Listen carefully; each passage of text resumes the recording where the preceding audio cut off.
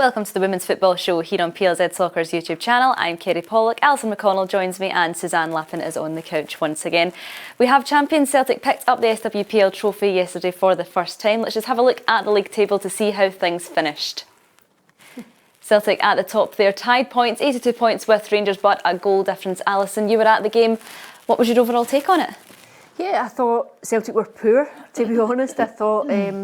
I think everyone anticipated that it was slipping away for them. I think as news was coming in from Broadwood, goal after goal after goal, and the Rangers were obviously very comfortable coasting to the win against Partick Thistle. I think you could sense the nerves, the apprehension in Celtic's performance. I thought it was turgid. I thought they were fortunate not to be a couple of goals down at the break. I thought Hibs came out. I thought they played very, very well. I thought then Celtic dominated the second period, loads of possession, but just without really creating a lot of chances. I think had chances, but you would have to say Hibs felt fairly comfortable. And I think everyone has really felt as though the title was going Rangers' way. And then, of course, Amy Gallagher come up with the goal. And I think so much of the performance comes down to nerves. I think you've never won a title before. You're at the finish line. I thought there was an element of stage fright. And then, of course, fairly jubilant scenes when Amy Gallagher scores her 25th goal of the season. Of course. Did it feel that way, Suzanne, that it just might not be happening for Celtic as the game went on? Yeah, I think so. Obviously I was at the game as well. Was wondering if we were going to be at the wrong place. But no, I think, I agree with Alison. I think, you could sense the nerves in Celtic's performance. They weren't as free-flowing as they have been. Turning up to the game, I expected them to come out the blocks really early like they did midweek, and really set the tone, get the crowd on side. And, the longer the game went, I felt like the principles that they've had all season sort of, went out the window almost. 100%. When they were just almost playing like individuals to try and get the goal. Credit to Hibs though. I mean, Hibs were really, really superb in that first half. Unlucky not to get a couple of goals, some really good chances. And when you actually break the game down, I actually think overall Hibs had the better opportunities in the 90 minutes. Celtic dominated possession, but they weren't, creating as many opportunities as they normally do. But at the end of the day, they got the goal, they got the result, and that was all that mattered at the end of the day. I think the fact that the title's been won on goal difference, they've both. I think there is very, very little between the two teams. I really do. I think arguably Rangers have the better squad. I think they've got a depth in that squad. I think they'll be sore, but I honestly think they are eachy peachy in terms of quality. And I think they've both stepped away from Glasgow City a bit this season. I think they've kicked on a bit. That's a big question for Glasgow City maybe to answer over the course of this summer. But in terms of the two squads, I think the fact it came down to goal difference just shows you there is very, very little between them. Definitely. And Elena Sadiku is more than happy with the win her team were able to get at the weekend.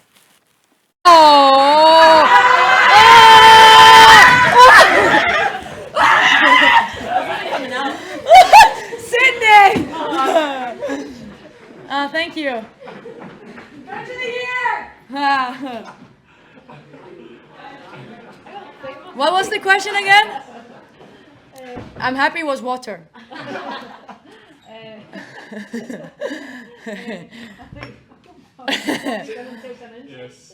Sydney slipped, yeah. But I think she's fine. Hopefully. Are you fearing for your mic there, Alison? Sitting on the table. I actually got the fright of my life because he came in the door behind us. So all of a sudden there was just all this shouting and screaming. I actually felt one of the players slipped. It's a tiled floor in Celtic's mirror room. So one of the players came in obviously still with boots on and slipped right across the floor. So, there was I didn't quite know what was happening. I got the fright of my life, and then, I was worried for my mic, worried for my phone. All survived. But, I think fantastic scenes of celebration for Celtic. I think 7,600 in the stadium yesterday. That's half of what they got for the final day attendance last year against Hearts when they could have won it. I think that's something that all clubs, they've got to be looking at. They've got to be saying, how do we bring them in? How do we keep them in? How do we grow it now? How do we sustain it?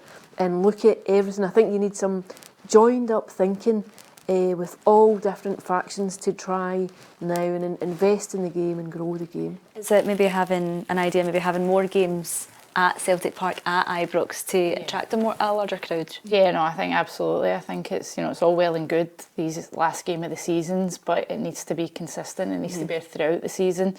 You know, the clubs need to think how they do that and how they get, you know, young girls, young boys, you know, families to the games, because when they're there, they certainly enjoy it, you know, and, you know, you see them at the end with the players, they love it, they love the environment, but we need more of it. You know, I think that had an impact as well yesterday in Celtic's performance, because one, they don't play at Celtic Park every week, you know, so it's different, it's a bigger pitch, you know, trying to get used to that, the surroundings, the occasion, you know, and the more that they make of it and the more consistent it becomes, you know, the easier it is for the players to adjust. I have to say, I think if you were in any position of authority within women's football in Scotland just now, I think what you would be best served doing is asking Arsenal, can we come down, can we watch, can we come and speak to you for a week, can we pick your brain? What was your strategy over the last decade?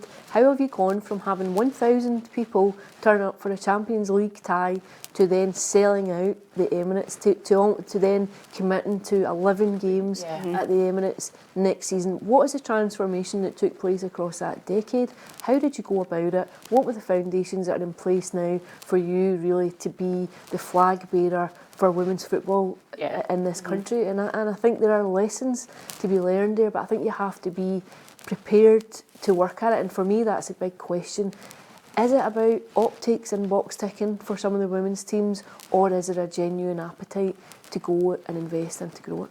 Yeah, because that's the thing. Like it's their first league title, Celtic, but it didn't need to be. It could have been. They could have had a title 10 years ago, 5 years ago. You know, so with the investment, if it was there, that's the reality of it. You know, and I think that, as you say, the clubs really need to commit to this. You know, for Celtic, you know, they've won it, they're in the Champions League. It's how do you go and take that to the next level? How do you sustain it? How do you give more opportunities for fans to come and watch? And, you know, they absolutely can do more. Yeah. I think too as well, like, if you can have repeated exposure to Champions League football, now it's fairly tough to get there, even going through the Champions route. It's still a fairly arduous qualification process. You'll have the mini tournament, the playoff tie. It's not an easy journey to make it. But if Celtic and Rangers too, who will have the second place and go through the non-Champions route, were to qualify for the group stages of the competition, I think that's where it starts to wash its face in terms of finances. It starts saying you bring in a return that starts to make it much more viable. But of course, it's a chicken and egg situation. It's like, how much are you prepared to invest to get to a point where you can compete? Because we've seen it over the last 5 years, a gap between even like the likes of Glasgow City, perennial achievers in European football, and other European clubs. The elite in Europe has grown hugely, even over the last 5 years. So it does take a level of commitment. I think, and the big question at Mark is, well, are clubs prepared to go that way? But I think if you were to be able to offer Champions League football, you would have another opportunity to say, well, we can play these games at Celtic Park. How many tickets can we sell? Can we get people to turn out? I think it just would hugely facilitate the growth of the game. Yeah, absolutely. Well, it may not have been a record-breaking crowd, but Elena Sadiku certainly feels her team have taken a step up since she came in the door at Celtic Park. I think you can see the mindset has changed since I've come. Before it was more like we're underdogs, you know, Rangers have the budget, Rangers have this, but for me, when you play for Celtic or when you're a Celtic manager, you know, it's all about dominating, and that's something you can see from the games that we played. Like, we've been dominating the split right now. I think we have 24 goals scored and 5 goals conceded, which is far much better than the rest of the teams. Do you think they had one eye on what was going on at Broadwood at the weekend? I doubt it, to be honest, because I think they knew the goal difference was probably out of reach. I think even Rangers knew that as well. You see, when they scored the goals, they weren't running in to get the ball back. I think they knew they couldn't match the goal difference. I think Celtic would have known that, no disrespect to Partick Thistle, but he expected Rangers to go out and get the victory, which they obviously did. I think for Celtic it was just, focusing on themselves. But just for them, the longer the game went on, naturally, the more the nerves started to creep in, and yeah, an amazing finish to the game. An amazing story too. I think you think Amy Gallagher, the great granddaughter of Patsy Gallagher, and you know, she's a fantastic individual. That's her 25th goal of the season, her 50th goal contribution when you look at where she's been involved with assists and that. And I think it's a fantastic Celtic story.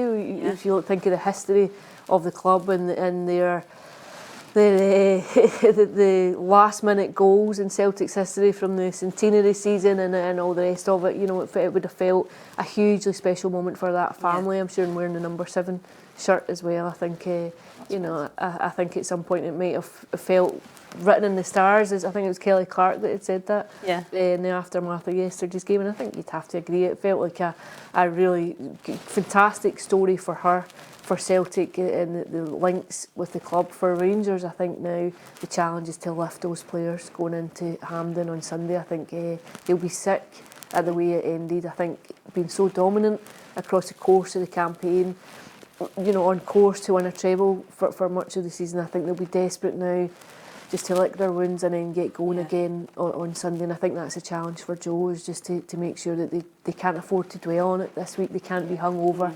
They can't be sore. I think they've just got to focus and go again. Speaking to Joe after the game, Suzanne, she said she turned around to her dugout at 85 minutes around her game and says, "Are we all right here?" And they were like, "Yep." And she said herself, "This is going to be tight." So not until the last 5 minutes that they had a look and thought, all right, we're still very much in this here. Yeah, I think everyone was aware of what was going on, and I think Suzanne knocked it right in the head when she said Celtic started to play like individuals. They got ragged, Celtic, because they needed a goal, but there was a creeping sense of desperation about how they were going to get it, and it went from like just chucking big long balls up, hoping that Natasha Flint would get in, but then they put Caitlin Hayes up, so just launch a long ball, try and get Caitlin. But I thought they lost their composure at points. Like they abandoned the way that they have said. The reason why they've scored so many goals this season is because they've worked as a collective. They've had a very particular style, and I thought the panic made them almost forget it. It became very, very pressurised at points. I think you could feel the tension within the stadium, and you would have to say they didn't work. They didn't work the Hibs goalkeeper hugely much. When you're in those sort of situations, Suzanne, are you keeping one eye on the clock because you know that time is running out almost? Yeah, I think, you know, naturally again you're aware of the time, you're aware of how long the game's going on. You know that they knew they had to score, so it is in the back of your mind. Look, listen, it's easy to sit in the sides and say, stick to the principles. And I think Elena said at the end, I put Caitlin Hayes up, and I was sitting thinking, well, so would I have, because they needed to do something. And even the goal itself, Amy Gallagher actually tries to lay it off to Tash, and it comes back to her, but how well she does when it does come back to her. It was a one moment of quality in that. Absolutely. It was a one moment of quality, and if they were going to get, a goal past Frayne, it had to be right in the corner, and it was right in the corner. And, for Amy Gallagher, as you say, what a moment. She is just lived so many young girls' dreams, that goal in front of those fans, and clinching the title for Celtic. It really was a moment. You could see it in everyone's face around the stadium. Absolutely. Well, over at Broadwood, Jo Potter says she wants her players to feel the pain of the title just slipping away from them in the final moments. I do want them to hurt though. I want them to feel that. I think they need to feel that feeling, and so they never feel it again. So they'll have a day. They'll have a day tomorrow where they're off. I'll allow them to sulk on their own away from me. I'll do the same. And then we'll go again on Tuesday, because we don't dwell on things. Yes, it's not nice. We do need to put things right. We know that, but we've built a very good foundation this year, I feel. It's going to be hard to pick them up, but I'm sure they'll rally. Yeah, I'm sure they will. I mean, they've had such a good season. I think throughout the season they have played some really good football. I think they've got a great squad. As Jo touched on there, there's probably one or two things she might need to tweak or add, but. They really have strength and depth. That's that has been one of the factors that's pulled almost Rangers and Celtic away from Glasgow City this season. Is that strength and depth. Naturally a cup final, the fans there, your family there, I don't think it'll be hard for them to sort of move past it. But listen, it has got to hurt. Some of the Celtic players touched on that yesterday, that it was the hurt of last season that really pushed them on and gave them that extra motivation yesterday. You need to hurt, when you lose, and she'll want them to feel and understand that. But I think from a Rangers perspective, it isn't a massive overhaul. They've had a successful season. Let's not get away from that. And I think it's one or two things to tweak. Absolutely. Going forward. It's not as if they're looking at a huge rebuilding project the way they were last summer. I think they have the foundations of a very strong team there. I'll repeat, I think there's very little between the two of them in quality. In actual fact, I think next year will be intriguing to see how it plays out. Is a cup double, if they are to go and win the cup, is that a successful season for Rangers still? As a player, sitting here as a former player, when you set out at the start of the season, you want to win the league. There's no doubt about that. The couple of times yesterday I get asked, does Celtic deserve to win the league? Whoever's standing there with that winner's medal at the end of the season deserves it, because it's over the course of a season. It's the sacrifices, it's the hard work behind the scenes. Listen, a cup double, so any silverware is good. As a player, personally, you would want the league for me, because it means you are the best team in the country. The cups are one-off games. I think for Jo coming in, she obviously got Manager of the Year, 2 players within Rangers getting awards as well. So, overall, it has been a successful season. They'll look back, there'll be moments they'll pick out where they have potentially lost. That game at Hearts, that midweek game just at last month when they went to the Orion and they lost to Hearts, I don't think anyone saw it coming. Just one of those nights as well. It was the same last season. As well. If you look back and look over it, you think, see, on another night, Rangers would have won that game 5-1. It's just one of those weird nights, and a bit like Celtic yesterday. Once you feel it getting away from you, and you start to lose a bit of composure, then before you know it, you're removing yourself from the principles that have got you the position that you're in. Absolutely. Well, congratulations to Celtic for picking up their first SWPL trophy in their history. Best of luck to both Rangers and Hearts in the upcoming cup final. We'll be back next season with some more action to look forward to. Thanks for listening. Thanks for watching.